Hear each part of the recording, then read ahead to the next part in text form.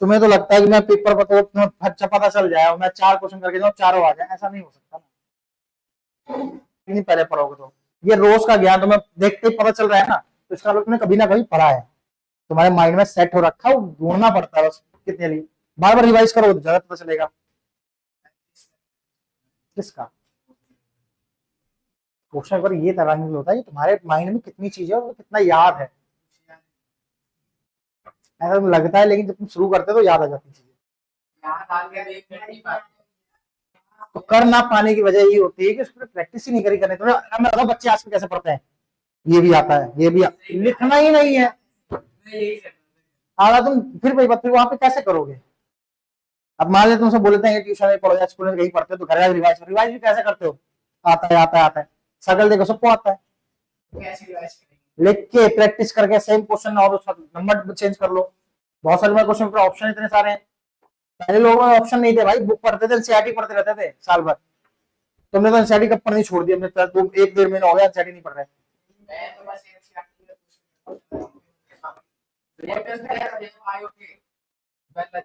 हाँ तो यूट्यूब में वीडियो देख लेना किसी की। क्या क्या चीज किसका, हाँ भाई नहीं बोलेंगे कहीं पढ़ाई नहीं ना मैंने, वरना पता बाकी बोलेंगे तो मैं बोल दूंगा, पूछ लूंगा। इसी में से पूछ लेते हैं, देख लग के पूछ बताता हूँ तेरे को।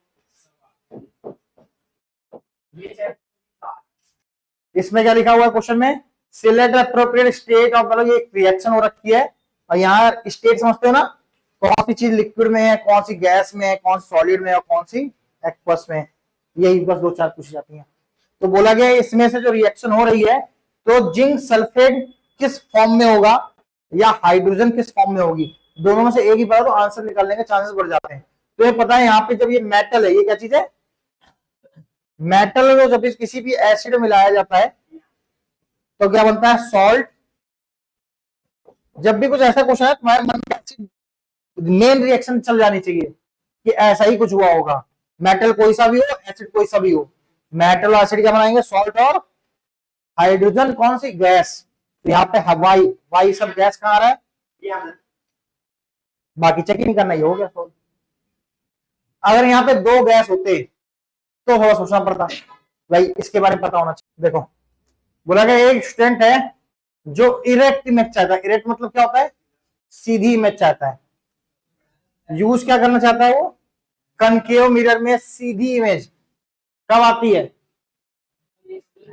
कनकेव मिरर में सीधी इमेज कब आती है, जब वर्चुअल बने, जब क्या बने, वर्चुअल में ही होता है।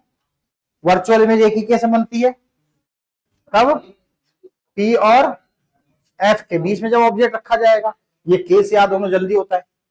बोला गया फोकल 10 है, अगर ये मिरर बना दिया, बोला फोकल 10 है, पोल यहां है तो ऑब्जेक्ट कहां होना चाहिए, इसके बीच में होना चाहिए ना, कहीं ना कहीं। मतलब क्या है, 0 से 10 के बीच में कहीं भी चलेगा। बोला गया 10 से कम, बिल्कुल सही बात है। बोला गया 10 पे नहीं, 10 होगा तो इंफिनिटी पे चला जाएगा। बोला 10 से 20 बिल्कुल भी नहीं, सी वाला नहीं चाहिए ना, फिर क्या है 20 से भी ज्यादा, मतलब सी से ही पीछे। तो समझ में आया ऑप्शन क्या हमारा, लेस देन। ब्रॉन्ज जो होता है एक अलॉय होता है, किस चीज से मिलकर बना होता है इन सब में, ग्रास बना होता है कॉपर और जिंक से। बोला गया है इसमें फूड वेब दे रखा है, कौन किसे खाने वाला फूड वेब होता है, और जो बताता है कौन सीधा सीधा खाने वाला जो होता है ना, वो हमारा होता है फूड, क्या था, ट्रॉपिक लेवल कहलाते हैं वो, है ना। फूड वेब था और एक और भी था, फूड करके ही था, फूड चैन। तो फूड वेब अलग अलग खा सकते हैं, है ना, कौन कैसे खाता है। और फूड वेब में यही होगा, जैसे ग्रास है, ग्रास को फ्रॉग खाएगा, फ्रॉग को कौन खाएगा, स्नेक, स्नेक को ईगल लिख सकते हो। तो ये फूड चैन है जो जिस पर डिपेंड, ठीक है। फूड वेब मतलब कौन मेरे किसी खा रहा है, इतना डिफरेंस याद रखना है। बोला है प्राइमरी कंज्यूमर, प्राइमरी क्या होता है, सबसे पहले कौन होते हैं, प्रोड्यूसर बोलते हैं, क्या बोलते हैं, ठीक है, जो सबसे पहले खाना बना रहे होंगे। तो मतलब ये नीचे तो कोई नहीं होंगे, ये सब क्या चीज है, अपना खाना खुद प्रिपेयर करते हैं, इनको किसी चीज की जरूरत नहीं है, सीड को भी नहीं है, प्लांट को भी नहीं है, ग्रास को नहीं, ये सब क्या हो गया, ये प्रोड्यूसर हो गया। तो उससे ऊपर क्या हो गया, प्राइमरी, फिर क्या हो गया सेकेंडरी, उसके ऊपर क्या होता टर्सरी। ठीक है, तो ये याद रखना है। तो इसका आंसर क्या हो जाएगा, माइस एंड, लेकिन अच्छा चुईया। क्या बोला जाए इसमें, एक डायग्राम आ रहा है डिस्पर्जन ऑफ व्हाइट लाइट, मतलब डिस्पर्जन क्या होता है, लाइट फैल रही है, ठीक है, बिखर रही है 7 अलग अलग कलर्स में।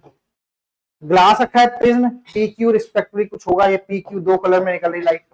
तो बोला क्या गया, पी क्यू क्या होंगे, सबसे नीचे क्या होता है वॉयलेट, तो सबसे ऊपर रेड। नहीं, इसमें क्या बोला हुआ है, पहले क्या बताना है और दूसरा क्या बताना है। पेपर में ऐसी गलतियां होती है, ये भी सही है, जो नजर में आया करके आगे बढ़ो, लेकिन रिस्पेक्टफुली का मतलब यही होता है, जो पहले पूछा है पहले बताओ, बाद में पूछा बाद में बताओ। NaOH क्या होता है, ये बेस, और ये क्या है एसिड, क्या बना रहा है सॉल्ट, और कुछ यही हो रही है बाकी देख लेकिन ये फर्स्ट चैप्टर से तो ये वाला काम नहीं आ रहा। बोला आइस डिस्प्लेसमेंट रिएक्शन, हाँ ये इसको हाइड्रोजन हटा रही है और खुद उसकी जगह आ रहा है, तो हाँ डिस्प्लेसमेंट है। बोला डीकम्पोजिशन का मतलब क्या होता है, दो अलग, एक सिंगल चीज दो टुकड़ों में बढ़ जाती है, तो ये तो नहीं हो रहा है सेकंड में। पहली डिस्प्लेसमेंट सही है, फिर बोला डबल डिस्प्लेसमेंट, ये भी सही है, क्यों, Na इसकी जगह चला गया और ये इसकी जगह आ गया। इस तरह दोनों डिस्प्लेसमेंट है, ये नहीं हो सकता क्योंकि डिस्प्लेसमेंट थी पहली, दोनों डबल नहीं हो सकता। सिंपल रहेगा, 1 मार्कर वाले तो ऐसे चलेंगे वर्बली। ह्यूमन आएगा कौन से पार्ट से लाइट अलाउ करती है, मतलब अंदर आती है, तो कौन सा होगा, पुपिल, कॉर्निया, आई लेंस और रेटिना। रेटिना पे इमेज बनती है, गलत, ठीक, कॉर्निया केवल कंट्रोल कर सकता है आई लेंस को, हाँ यहां मसल्स होती है, लेंस भी नहीं होता। यहां कंफ्यूजन ये देना चाहिए था, तो इसे आइरिस देना चाहिए था और पुपिल देना चाहिए था, तो थोड़ा कंफ्यूजन होता है। आइरिस केवल साइज की कंट्रोल करता है पुपिल को, ठीक है, बड़ा होगा या छोटा होगा। कॉर्निया फोकल लेंथ को एडजस्ट करने में आई लेंस इसको एडजस्ट करता है, आई लेंस को क्या छोटा करना है, मोटा करना है, पतला करना है, ऐसा साइज कंट्रोल करना है इसका। और पुपिल का साइज कौन कंट्रोल करता है, आइरिस। और लाइट जाती कहां से है, जैसे आंख में ब्लैक वाला जो पार्ट होता है ना, ये रहा, ये छोटा सा पार्ट है, लाइट इतने में से अंदर जाती है और ये होता है पुपिल, ठीक है। और ये जो पूरा पार्ट है ये क्या चीज है, आइरिस, पूरा पार्ट आइरिस है। अंधेरा होगा तो ये छोटा छेद ऐसे बड़ा सा होगा, सेशन आ गया ना, खत्म, एक और होगा। बोला it is advised to avoid diluting an acid, diluting और एसिड क्या होता है, हाँ पानी ज्यादा, मतलब डाइल्यूट मतलब करना जिसकी पावर ज्यादा होती है एसिड की, तो उसको क्या करते हैं, थोड़ा सा लाइट कर लेते हैं, हल्का कर लेते हैं। बोला उसके अंदर पानी मिलाया जाता है, ना कि एसिड को पानी मिलाया जाता है। इसने क्या बोला है, acid one should add water to acid. इसने क्या बोला है, एसिड होगा उसमें हम पानी डालेंगे, बोला गया ना कि वाटर में एसिड डालेंगे। तो कैसा सही बोला गलत बोला, गलत, ये लाइन ही गलत हो गई। हम क्या डालते हैं, पानी में एसिड डालते हैं, तो ये वो एसेशन हो गया गलत। The process of dissolving acid into the water is highly exothermic reaction, ये सही है। तो सिंपल आंसर होगा, और सेशन गलत हो गया और रीजन सही है। लिखा है इसमें से तुम्हें बताना है केमिकल रिएक्शन में कौन सी रिडॉक्स है, नहीं बोला क्या रिडॉक्स है या नहीं, जो रिएक्शन दी गई है क्या ये रिडॉक्स रिएक्शन है या नहीं है। तो देखो इसके पास ऑक्सीजन है, किसके पास, Mn के पास, और क्या इसके पास यहाँ पे ऑक्सीजन बची, चला गया ना, तो यहाँ पे क्या हो रहा है, रिडक्शन हो रहा है। क्या इसके पास ऑक्सीजन थी हाइड्रोजन के पास, और इसके पास आ गया, तो ये क्या हो गया यहाँ पे, तो इस वजह से ये कैसी रिएक्शन है, रिडॉक्स रिएक्शन है। तो अब ऐसे डायग्राम बना देना एक नंबर सा, ठीक है। और फिर समझाने के लिए MnO2 रिड्यूस होके क्या फॉर्म करता है, MnCl2, एंड HCl ऑक्सीडाइज होके क्या फॉर्म करता है, H2O। बस यही वर्बली लिखना है, उल्टा कर दो। एजेंट जिसके पास है ये क्या हो जाएगा, ऑक्सीडाइजिंग एजेंट, क्योंकि इसमें ऑक्सीजन है। तो बचा वो दूसरा क्या हो जाएगा, एक को ध्यान दो, चारों आंसर निकलेंगे। एक लाइट है जो एंटर कर रही है ए से और बी की तरफ जा रही है, ठीक है। अब तुम देखो नॉर्मल ये लाइन है ना, ये एंगल और ये एंगल छोटा बड़े का फर्क आ रहा है। इसका मतलब क्या है, ये ज्यादा होगा ये कम है, जो ज्यादा होता है रेयर होता है, ठीक है, जो कम होता है वो डेंसर होता है। तो ये हो गया रेयर, ये हो गया, जैसे दोबारा ऐसे ऊपर से पढ़ दोगे। अगेन नॉर्मल है, लाइट आई अगर चिपक के जा रही है नॉर्मल के तो डेंसर में जा रही है, कहा जा रही है, तो रेयर से डेंसर बोला जाए। Which one of the two media is denser, दोनों में से कौन सा डेंसर हुआ, ऊपर वाला कौन सा, बी। जस्टिफाई, एंगल कम हो रहा है, लाइट लिख दोगे। जब भी कोई लाइट रेयर से डेंसर में जाती है तो क्या हो जाता है, टुवर्ड्स द नॉर्मल बेंड हो जाती है। क्या बेंड होती है, टुवर्ड्स द नॉर्मल, नॉर्मल की तरफ बेंड हो जाती है, टुवर्ड। मेट्रो गया, मेट्रो में था टुवर्ड ईस्ट इधर, ऐसा वर्ड लिखा रहता है। If the speed of the light of medium A is VA, पहले वाली की स्पीड कितनी है VA, दूसरे वाली कितनी है VB, तो बोला गया है रिफ्लेक्सिव इंडेक्स क्या होगा, B था विथ रिस्पेक्ट टू A। मतलब कि N पूछ रहा है B का A से, मतलब A से लाइट B पे जा रही है, तो क्या होगा रिफ्लेक्शन, तो वेलोसिटी पीछे पहले आएगी जिसमें था और वेलोसिटी इसमें आएगी जिसमें जाएगा। बोला गया एक रे है जो start from the diamond the incident and the interference of the separation, एक इतना समझ लो, यहाँ वाटर है और यहाँ क्या चीज है, डायमंड। बात बताओ, ठीक।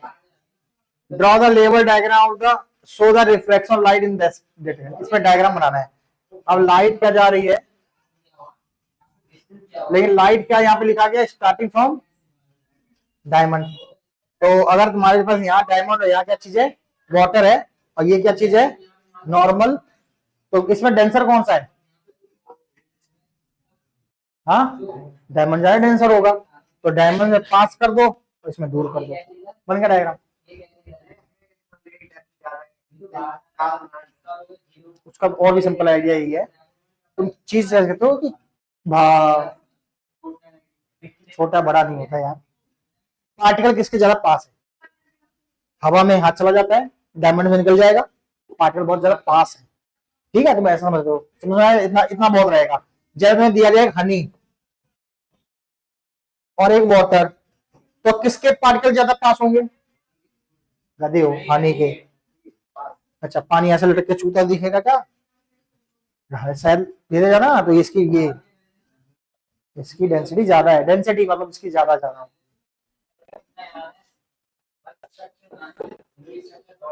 तो समझ में आया क्या, थोड़ा बहुत आइडिया लग जाता है इससे, ठीक है। पार्टिकल जिसके ज्यादा पास है तो वो हमारा क्या हो जाएगा, डेंसर। ये हो गया पहला क्वेश्चन, 1 मार्कर। बोला absolute reflexive indices of diamond, और इसके दे रखा है। एब्सोल्यूट का क्या होता है, मैं कुछ बताया था ना, एब्सोल्यूट का मतलब हाँ एयर में से, ठीक है। मतलब ये यहां बोला गया है एयर में से अगर डायमंड में लाइट जाती है तो उसका इंडाइस कितना दे रखा है तुम्हें, 2.42। अगर एयर में से वाटर में लाइट जाएगी तो उसका कितना दे रखा है, 1.33। Find the value of refraction index water with respect to diamond. यहां देखो हमें बोला हुआ है वाटर विथ, अच्छा पहले डायमंड विथ रिस्पेक्ट टू, मतलब क्या है कि डायमंड से कहां जा रही है, वाटर में। तो यहां डायमंड से कहां जा रही है, वाटर में। तो इसका मतलब सबसे पहले वेलोसिटी किसकी आएगी, डायमंड की। नीचे किसकी वेलोसिटी आएगी, तो इसको थोड़ा आसानी समझने के लिए ना तुम ये समझ सकते हो, ऊपर और नीचे VA से मल्टीप्लाई कर दो, इससे मल्टीप्लाई कर दो, अब देखो मेरे को बताया, इसका मतलब क्या है, लाइट कहां से जहां जा रही है, एयर से डायमंड, तो मतलब वी ए अपॉन में वी, क्लियर है। और इसका मतलब क्या है, वी ए अपॉन में वी डब्ल्यू। अब देखो इस वाले को देखो, क्या ये उल्टा है ना, इसका उल्टा है ना, तो उल्टा है तो इसलिए नीचे वैल्यू लिख दो, कितनी वैल्यू लिख दो, 2.42। अरे ऊपर इसकी वैल्यू क्या है, अगर वी ए ऊपर होता और वी डी नीचे होता, वैल्यू क्या निकलती, 2.42। तो यहाँ तो उल्टा लिखा हुआ है ना, तो मैं इसको उल्टा नीचे लिख दिया वैल्यू। अब ये तो सही लिखा हुआ है ना ये वाला, तो इसका मतलब ऊपर क्या आ जाएगा, 1 पॉइंट, तो समझ में आएगा क्या, अब सॉल्व हो जाएगा जो भी है। बोला एक मेटल है, रिएक्ट कर रहा है डाइल्यूट एसिड के साथ और एक गैस निकल रही है, मेटल और एसिड क्या निकलेगा, सॉल्ट और H2। तो गैस कौन सी होगी, hydrogen. The same metal also liberate G when base react with the base, मतलब कि सेम, जो सेम मेटल है जी, मतलब सेम गैस ऑल्सो लिबरेट गैसियन रिएक्ट विथ बेस, मतलब कि अगर उसको मेटल को एसिड के साथ मिलाओ तो तुम्हारा सॉल्ट और H2 निकलेगा, और सेम मेटल को बेस के साथ मिलाओ सॉल्ट, और फिर से क्या निकल रहा है, ठीक है, मेटल सेम है, कौन सी गैस होगी ये, हाइड्रोजन ही होगी, पता नहीं ये वाली रिएक्शन क्या है। अच्छा वही है, कौन कैसे टेस्ट पता चलेगा, पॉप साउंड है ना, बस ये नहीं लिखना, थोड़ा एक्सप्लेन करना पड़ेगा। नंबर चाहिए एक तो CO2 कहां से हो रही है, अरे यही है ना, मेटल और डाइल्यूट एसिड आ गया तो यही होता है ना।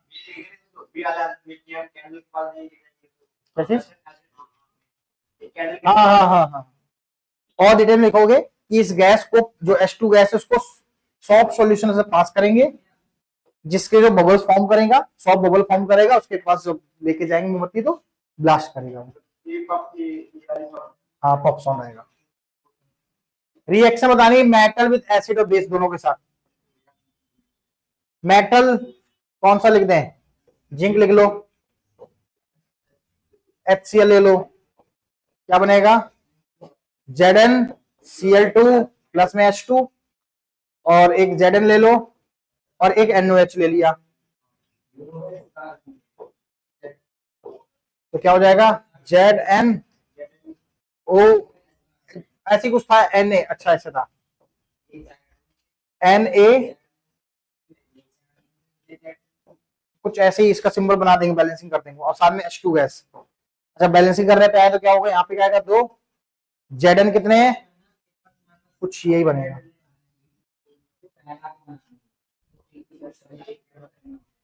सोडियम जिंकेट बोल देते हैं इसे, है ना।